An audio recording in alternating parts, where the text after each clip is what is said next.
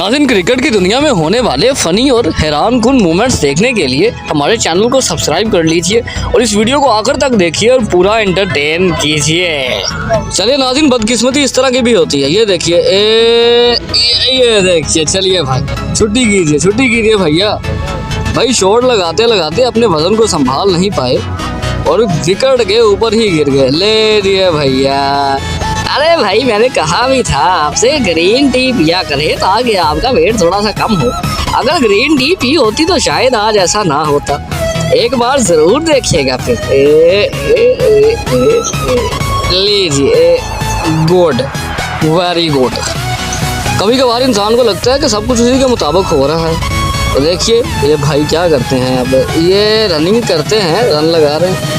Run मुकम्मल करने के बाद आप ये देखिएगा भैया क्या करते हैं। लीजिए, ले भैया, वो समझा रहा है भाई ये क्या कर रहा है भाई। अब जब अक्सर आप लोग ऐसे काम करेंगे तो भाई फिर ऐसा ही होगा। ये देखिएगा, बिस्मिल्लाह, चलें जी, बिस्मिल्लाह मौलवी टिला। वाह, पकड़ो कैच, गुड हो गया, वेरी गुड हो गया ना। चलो जी।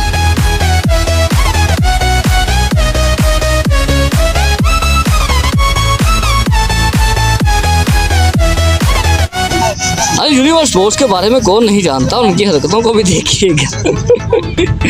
अरे भाई क्या मोमेंट, वाह वाह, एम्पायर भी अहमद से।